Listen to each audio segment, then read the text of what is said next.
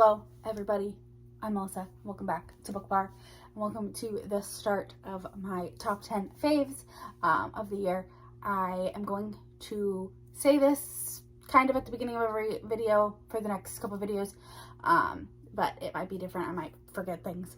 But basically, because I read so much romance in a year, I find it very hard to just pick 10 favorites. I mean, I will end up, well, I'm going to pick 22 favorites for the year of 2022, but picking just 10 is very hard, and there are so many fantastic books that I read.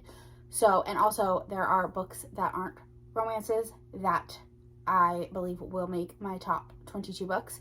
So I want to highlight 10 books from each of the 4 main subgenres of romance, which are contemporary, historical, dark, and fantasy. This video is going to be focusing on the dark romances. But basically, I do my top 10 of the subgenres are going to be, this is very early in the month that I'm filming this, of December, so there could be romances that end up taking a place of one of these, but for now, these are just the top 10. I am doing my top 10 of each subgenre based specifically on my spreadsheet, so these are all statistical based. So these are all just what they ranked out of 50 on my spreadsheet that I have of my rating system. My top favorites are actually going to be just 22 favorites, that books that I'm still thinking about to this day, and so they might end up being a little different than the 10 that I have here, or from each subgenre. Some of these might not even make my top 22. We shall see. But these subgenre based are specifically stats based, so they are just how they fell in terms of my favorites of the year. So we're just gonna go ahead and start on into it, and I'm gonna work my way backwards from 10 to 1. I believe this will be the first one, so this is going to be the dark romances, my top favorite dark romances of the year. So there are dark and mafia. Next year I think I'm going to change things around a little bit and how I categorize books, but for now we're just going to go ahead and talk about the top 10 dark romances. At number 10, there are a lot by the same author, so I apologize, but she is my favorite author, and her books, every book is fantastic. Coming in at number 10 is Dom by Sophie Lark. This is Dom and Laura. This is Adric's parents' story and Ivan's brother. So this is the 4th book in the Underworld series by Sophie Lark. This is follows a couple of Bratva members, or a Bratva member, and he meets this girl, and he may have some sort of revenge plot going, or at least he thinks it is. And yes, it is just absolutely fantastic. I adored it so much. And yeah, all of these books are 5 stars. So I don't want to say a ton because it is the 4th book in a series, and I mean, they are all interconnected standalones, so you could read it, but I do suggest reading them in order, especially the first couple. Then at number 9, I have The Devil by Ashley Jade. I read this back in April, and this one is a wild ride. Do you know that there are a lot of triggers, and there is some internalized homophobia? And yes, this is Eden, and it's an age gap romance, and I'm not going to say who the hero is, but it's Eden. It's an age gap romance. There's a revenge plot. There's obsession, and it's just, oh my gosh, it's wild. There's so much craziness that goes on. It is a duet, but I liked the first book a little bit more, but it was just a wild ride. Then we have Carnal Urges by J.T. Geisinger. This is Sloane and Daddy Declan's book. This is the 2nd book in the Queens of Monsters series. I absolutely loved this book. Sloane is the best friend of the heroine in Ruthless Creatures, and she inadvertently starts a mafia war and is taken captive by Declan.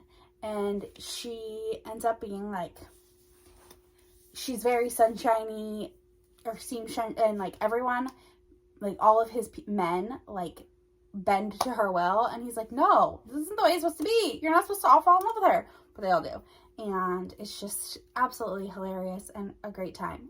I adored it. And yes, then number 7 is Snow by Sophie Lark. And this is the second book in the Underworld series. This is Snow the Boxer. And why can't I think of her name?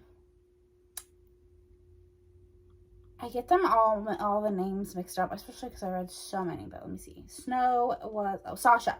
And this one is actually different because Sasha is actually the Mafia member, not Snow. Well, she's loosely a Mafia member. She had gone away to go to school to be a doctor and comes back, and her family is like extremely poor and owes a lot of money to the Mafia. They basically own her family, and so she goes and convinces the Mafia boss, to the head of the Bratva, to let her pay off her father's debts by being a doctor and a fixer and a cleanuper for the Mafia.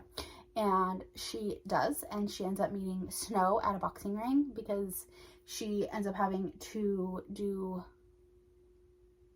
she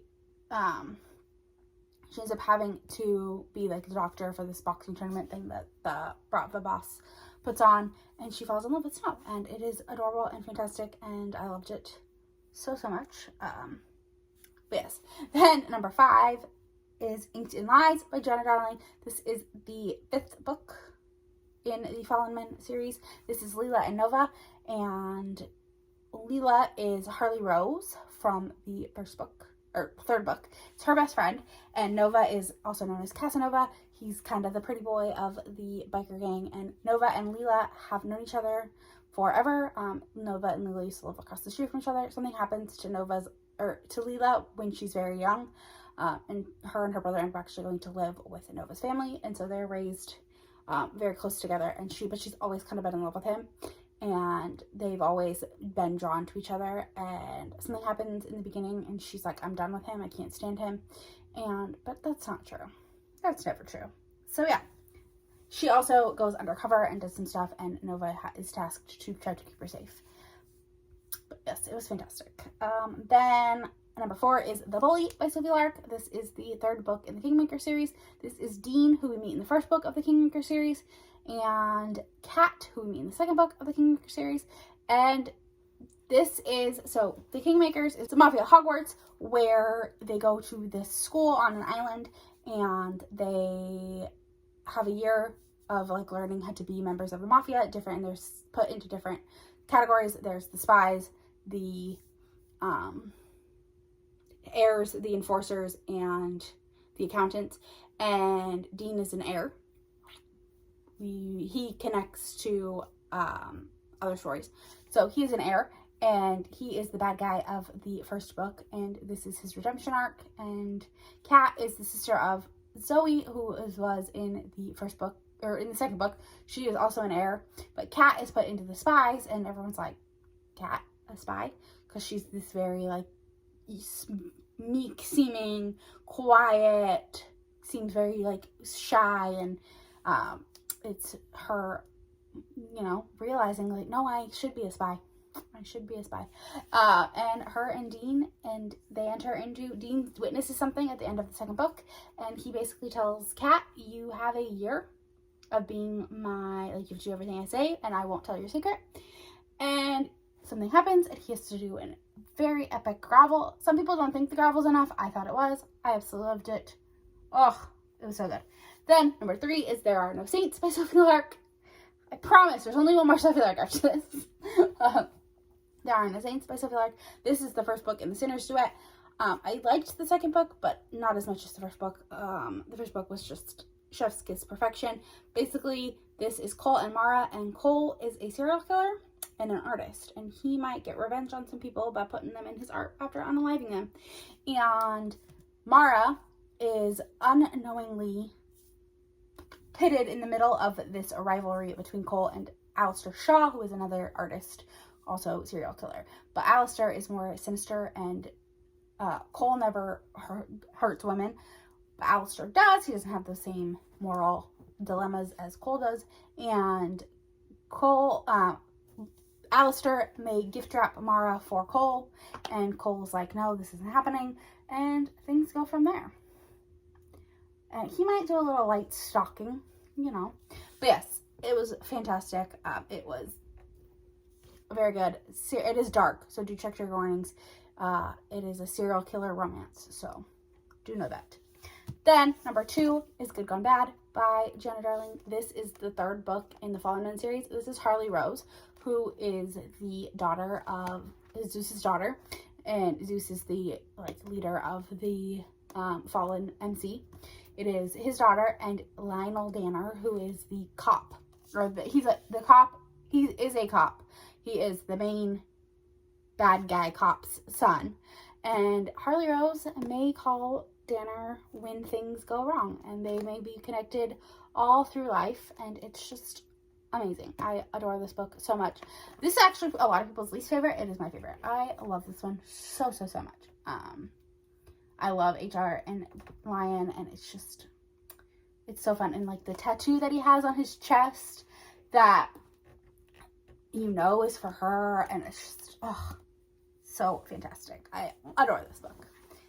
Then number 1 is The Spy by Sophie Lark. I literally cannot say anything about this. This is the 4th book in the Kingmaker series, and everything about it is spoilers. But it is fantastic, and